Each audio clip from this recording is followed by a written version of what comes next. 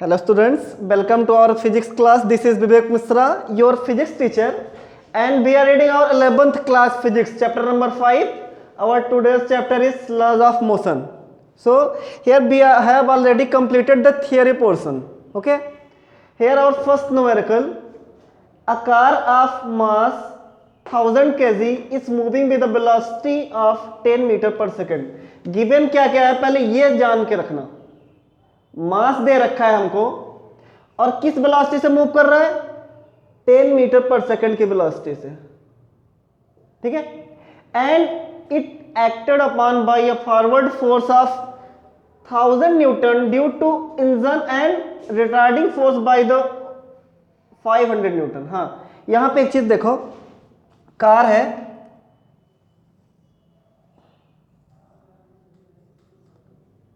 Lamborghini, ठीक है, और ये इंजन के थ्रू फोर्स लगा रही है कितने न्यूटन का, 1000 न्यूटन का, कुछ इस डायरेक्शन में, ठीक है। उसके बाद ये बोल रहा है कि रिटार्डिंग फोर्स लग रहा है इस पे, जो इसको अपोज करेगा रिटार्डिंग फोर्स, ठीक है, कुछ इस डायरेक्शन में लगेगा रिटार्डिंग फोर्स। ये कितने का लग रहा है, 500 न्यूटन का, ठीक है। अब आगे आ जाओ, due to friction what will be the velocity of after 10 second, 10 second के बाद इस कार की वेलोसिटी कितनी हो जाएगी। अब हमको गिवन क्या क्या रखा है ये बताओ। मास ऑफ द कार कितना दिया है, 1000 kg, भारी कार है, ठीक है, और इनिशियल वेलोसिटी दे रखा है u 10 मीटर पर सेकेंड, ठीक, और लास्ट में दे रखा है टाइम t कितना, 10 सेकेंड।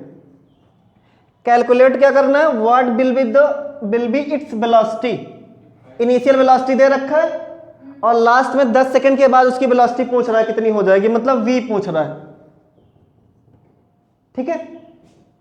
और निकालना कैसे है इसको, तो हमको न्यूटन सेकेंड लॉ मालूम है, F is equal to m into A, ठीक है, और A is equal to v minus u upon, तो F is equal to m v minus u upon t. Direct इसको यूज करें, m गिवन है हमको, v निकालना है, u गिवन है, t गिवन है, और f कितना दे रखा है। अगर इसका हम टोटल फोर्स देखें कितना होगा, रिजल्टेंट फोर्स, तो 1000 न्यूटन का ये अपवर्ड लगा रही है इंजन के थ्रू, और रिटार्डिंग फोर्स कितना लग रहा है बैकवर्ड की तरफ, 500 न्यूटन का, मतलब रिजल्टेंट कितना होगा, F is equal to 1000 minus 500, मतलब 500 फोर्स का न्यूटन का फोर्स लग रहा है, ठीक है।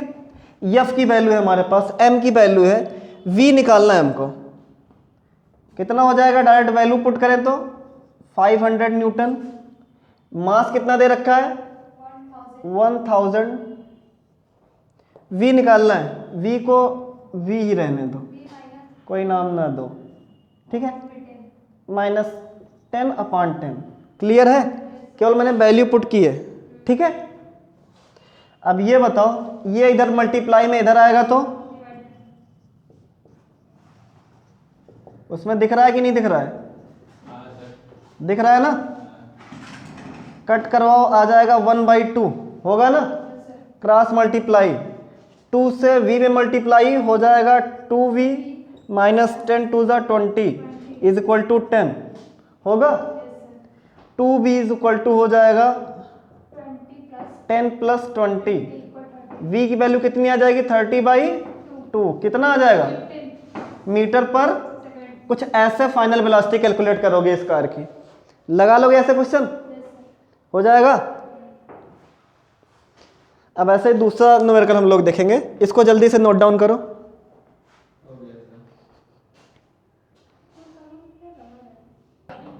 हाँ तो बेटा दूसरा क्वेश्चन है हम लोगों का, अ फोर्स ऑफ 72 ठीक है, फोर्स दे रखा है कितना 72 in incline to the horizontal at an angle of 60 degree. Horizontal मतलब कौन सी एक्सिस, एक्स एक्सिस की बात हो रही है।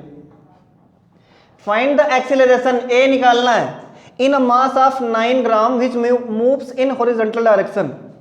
अब तुम लोगों को एक्सिस तो याद ही होगा, ये हम लोगों की एक्स एक्सिस होती थी, और ये वाई एक्सिस, ठीक है।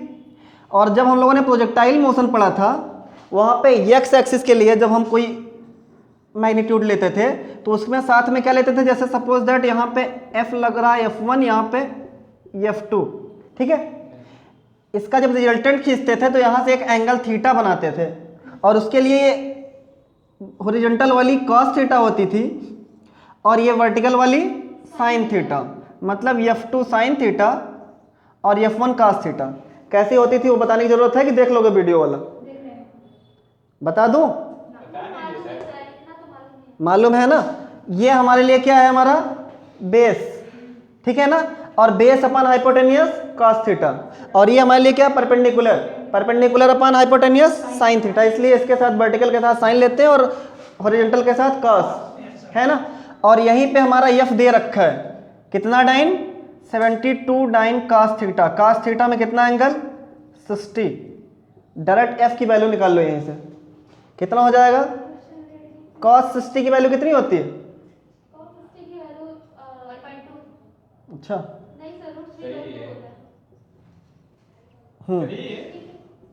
तुम चुप रहो, यही है, ठीक है। ये हो जाएगा हमारा एफ, कितना हो जाएगा, 75√3/2 डाइन। क्या हुआ, 1/2।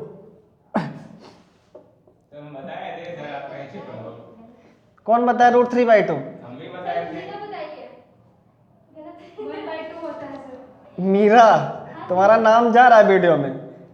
75/2 डाइन, ठीक है। गलत गलत मत बताया करो, 75/2, ठीक है। और अगर इसको डिवाइड करोगे तो कितना आएगा, 37.5 डाइन, ठीक है। एफ आ गया हमारा। और मास कितना दिया हुआ है, 9 ग्राम, है ना। तो F इक्वल टू होता है M into A equal to क्या हो जाएगा, F/m।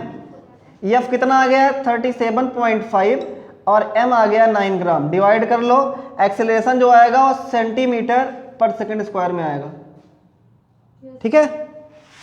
क्लियर है ना, हो जाएगा। जल्दी से नोट डाउन करो। क्या गुरु जी, हाँ तो बेटा थर्ड न्यूमेरिकल है हम लोगों का। अब बस start from rest, word wise पढ़ते चलना। Start from rest, accelerating uniformly with 4 meter per second square, means A दे रखा है हमको इतना और यू दे रखा है, रेस्ट से चल रही है मतलब 0। एट 10 सेकेंड, टाइम भी दे रखा है। A stone is dropped out of the window, बस में खिड़की भी है। ऑफ अ बस 2 मीटर हाई, बस की हाइट कितनी है, 2 मीटर। उसके ऊपर से खिड़की में से एक पत्थर फेंका जाता है, पत्थर सिक्का कुछ भी मान सकते हो, जो जो फेंके हो तुम लोग आज तक। What are the magnitude of the velocity, क्या पूछ रहा है, मैग्नीट्यूड ऑफ द वेलोसिटी।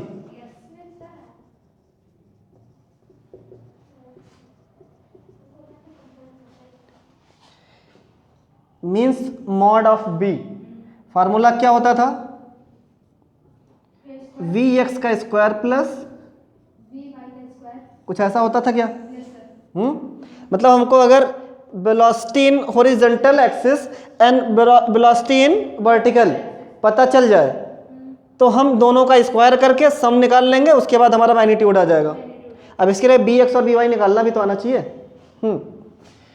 तो B X is equal to क्या क्या गिवन है पहले ये देख के रखो।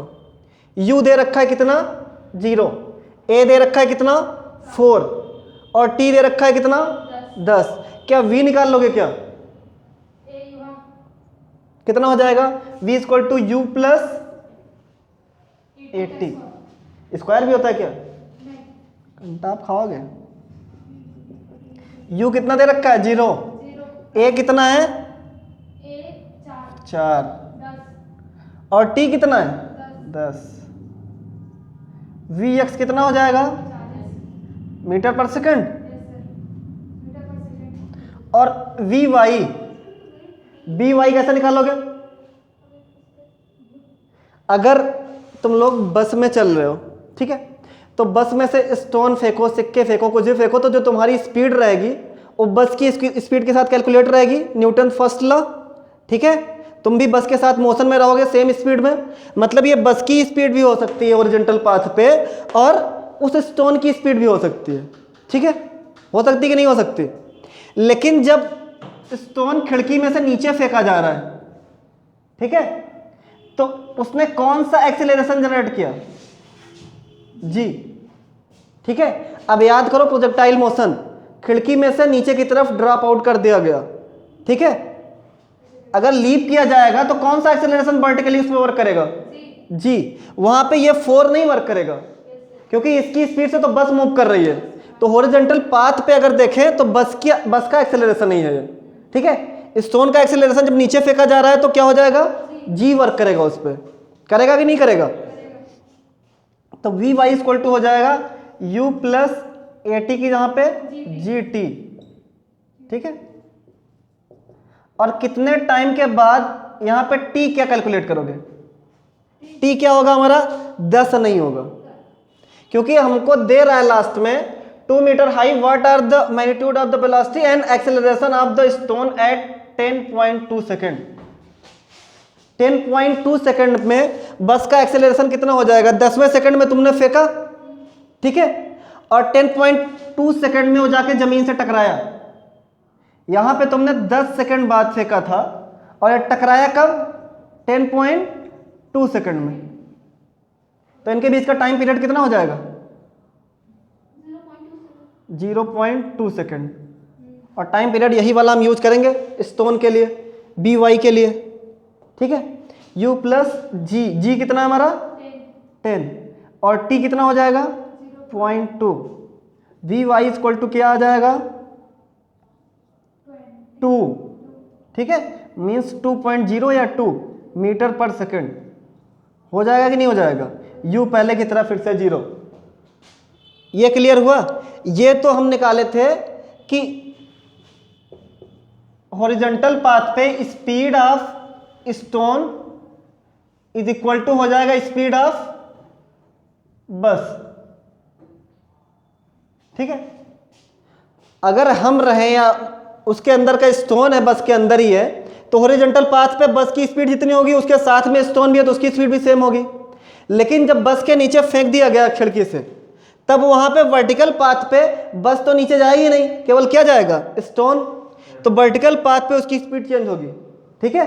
हॉरिजॉन्टल पाथ पे तो हम जो बस की स्पीड निकालेंगे वही स्टोन की स्पीड भी निकाल लेंगे, लेकिन वर्टिकल पाथ पे B Y equal to U plus G T में जी लगाएंगे एक्सेलरेशन की जगह पे, ठीक है, क्योंकि स्टोन कहाँ जा रहा है? नीचे की तरफ।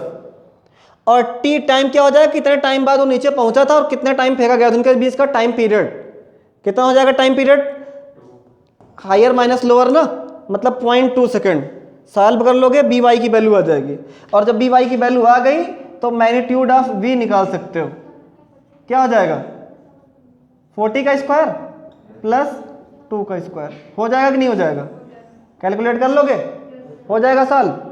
दूसरा इसे में क्वेश्चन है acceleration of the stone at 10.2 second, बस का नहीं, अब स्टोन का एक्सेलरेशन पूछ रहा है। 10.2 सेकेंड के बाद स्टोन का एक्सेलरेशन कितना होगा? बोलो।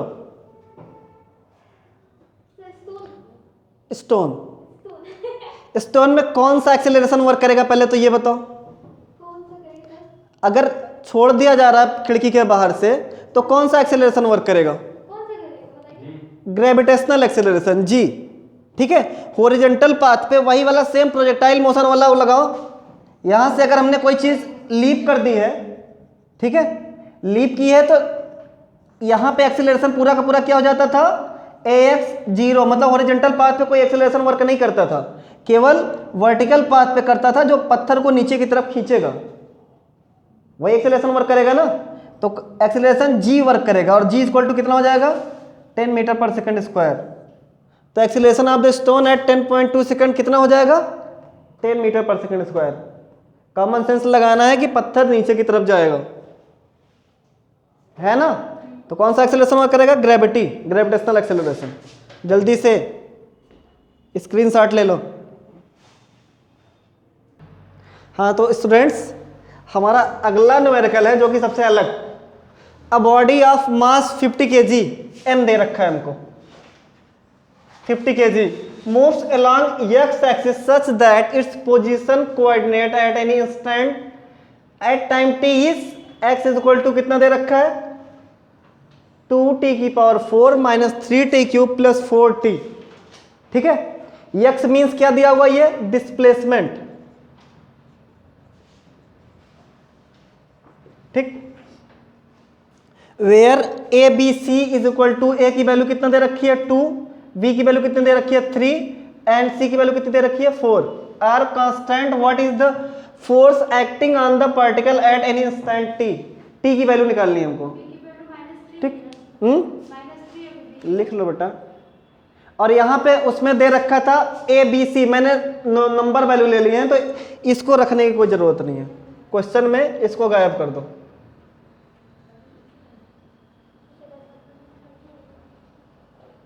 अब देखो डिस्प्लेसमेंट इतना दिया हुआ है, what is the force, F पूछ रहा है यहाँ पे, acting on the particle at time T, F. F is equal to क्या होता है? एम इन टू ए। ठीक है, यम हमको दे रखा है कितना? 50 kg। ठीक, अगर हम एक्सेलरेशन निकाल लें इससे, इस डिस्प्लेसमेंट से क्या निकाल लें? एक्सेलरेशन, तो उसके बाद यहाँ पे मल्टीप्लाई करके सॉल्व कर लेंगे। दिया क्या है हमको? डिस्प्लेसमेंट। पहले हम निकालते हैं वेलोसिटी। वेलोसिटी की डिफिनेशन क्या होती है? Rate of change of displacement means dx upon dt, होता है कुछ ऐसा ही। ये change in displacement upon time है ना। अब x की वैल्यू कितनी दे रखी है? पूरी की पूरी पढ़ो। 2t की power 4 minus 3t cube plus 4t। ठीक है, ऐसा कुछ दिया हुआ है ना। बाई dt है, मीन्स अब आ जाओ डिफरेंशिएशन पे। कौन सा? ये 4t को ut लग रहा। अच्छा ये, ठीक, 4t। डिफरेंशिएशन में मैंने बताया था कि अगर कुछ ऐसा लिखा हो x की power n t by D x, इसका जब हम डिफरेंशिएशन करते हैं तो फार्मूला हमारे पास n x की पावर n माइनस 1, कुछ ऐसा ही था। यही वाला फार्मूला ले आके यहां पे लगाओ, v आ जाएगा हमारा 2। डिफरेंशिएशन का फार्मूला कैसे लग जाएगा? बेटा यहाँ पे देखो d बाई डी टी, ठीक है। अगर dt मल्टीप्लाई में होता तो इंटीग्रेशन, और अगर डिवाइड में है तो differentiation.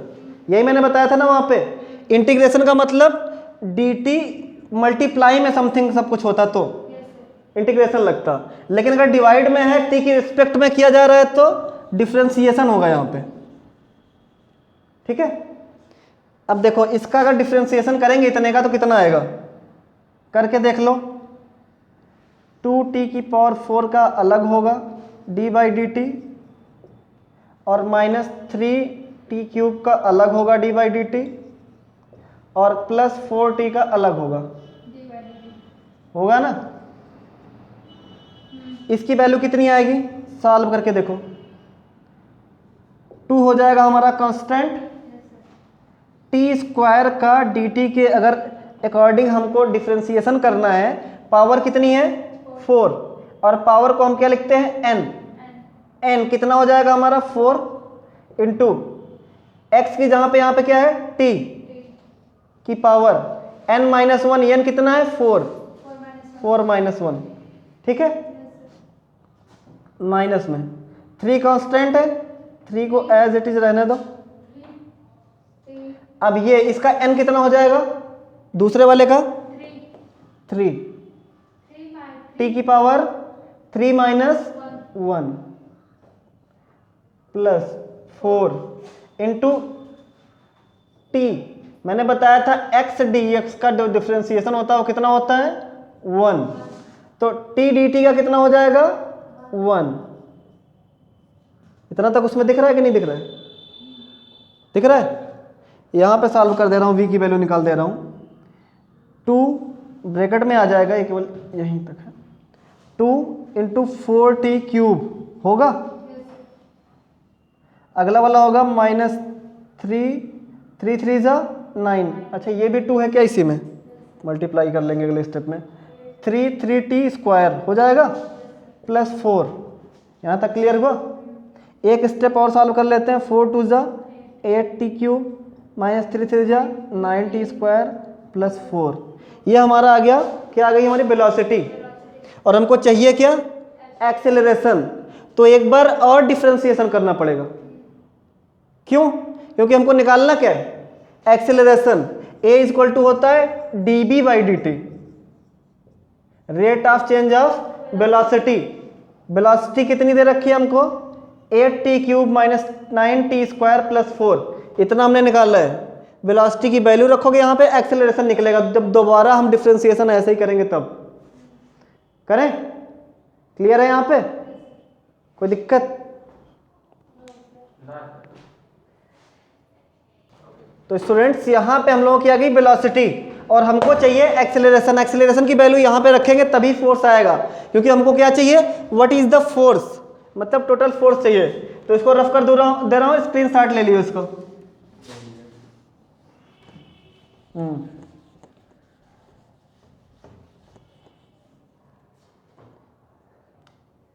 A is equal to होता है dB/dt। v की वैल्यू आई है 8t क्यूब -9t स्क्वायर +4।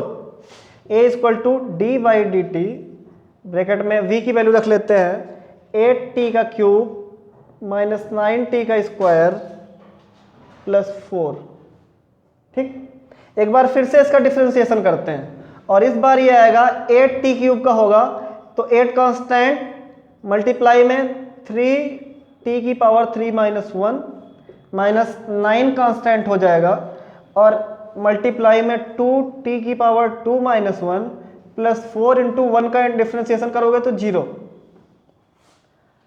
और a इज इक्वल टू आ जाएगा 8 3 जा 24t की पावर 2 -9 2 जा 18t। ये आ गया हमारा क्या, एक्सीलरेशन। ठीक है, और f इज इक्वल टू है m इंटू a, तो f निकालेंगे जब, तो f is equal to m की वैल्यू कितनी है 50 kg, 50 मल्टीप्लाई में 24t स्क्वायर -8t। ठीक है, ये आ जाएगा हमारा फोर्स न्यूटन में। अगर t की यहाँ पे कहीं भी वैल्यू दी होती, t is equal to 5, t is equal to 6, t is equal to 1, तो यहाँ पे t की वैल्यू रखते हैं और f को फिर नंबर्स में निकाल लेते हैं। ठीक है, जैसे मान लो कि सपोज दैट यहाँ पे दे रखा होता where t is equal to 1। ठीक है, अगर t इज इक्वल टू 1 दिया होता तो f इज इक्वल टू निकालते हैं 50 ब्रैकेट में 24, 1 का स्क्वायर 1 ही, 24 -18 इंटू 1, 18 ही रह जाता। ठीक है, और फिर इसको सॉल्व करते तो आ जाता 50, और इसको माइनस करवा लेते कितना आता 6, 300 न्यूटन, कुछ इस तरीके से आंसर आता। ठीक है, उसमें दिख रहा है? हाँ सर। तो इस तरीके से आप लोग क्वेश्चन सॉल्व कर लोगे। तो ठीक है, यहाँ पे आपका सेकंड लॉ ऑफ न्यूटन का न्यूमेरिकल भी खत्म हुआ। तो मिलते हैं अगले वीडियो में थर्ड लॉ ऑफ न्यूटन के साथ। तब तक के लिए have a great day, thank you.